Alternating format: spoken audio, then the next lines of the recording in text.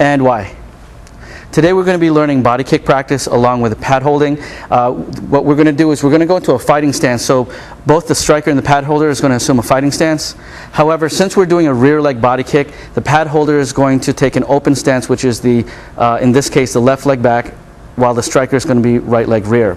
As the striker will practice the body kick, you're going to notice that the pad holder is actually putting the tips of the thigh pads together.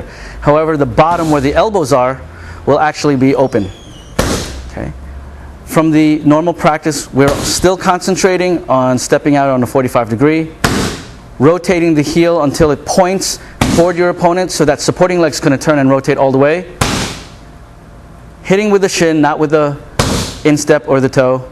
Dropping down one hand and pretending that that shoulder has the tattoo, and exposing the back of the shoulder to the pad holder. Good.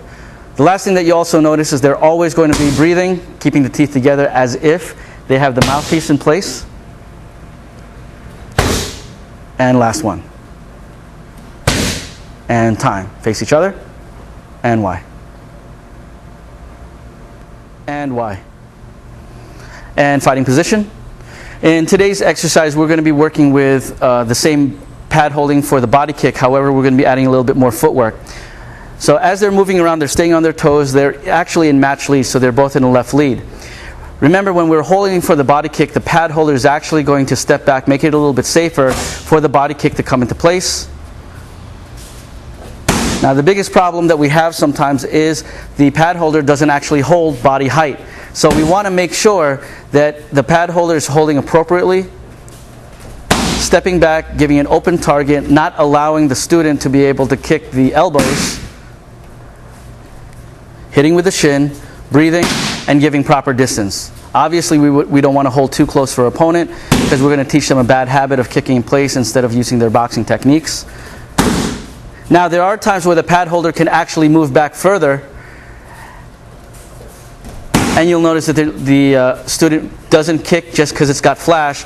They're going to adjust. When they come up for the adjustment, they are shuffling forward, keeping the lead, and then stepping out at the last moment. The whole purpose of stepping out at the last moment is getting out of the way of the punch. And time. Face each other. And why. And why. Fighting position. In this emphasis, we are still using the footwork. However, we're going to concentrate on a little bit of a boxing skill prior to the body kick. So there is a difference in fighting measure in which we're going to utilize the striking and the kicking. Even though we're entering a little bit more into the actual kickboxing phase, we're learning when we're supposed to kick and when we're supposed to punch.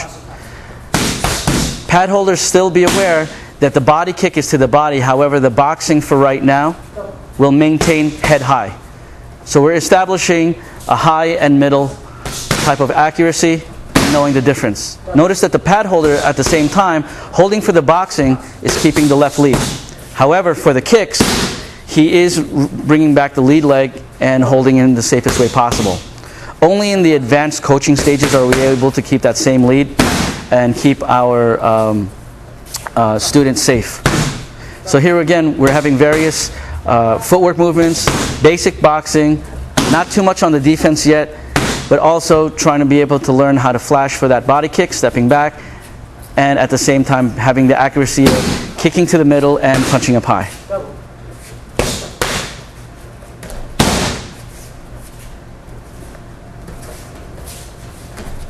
And time. And why.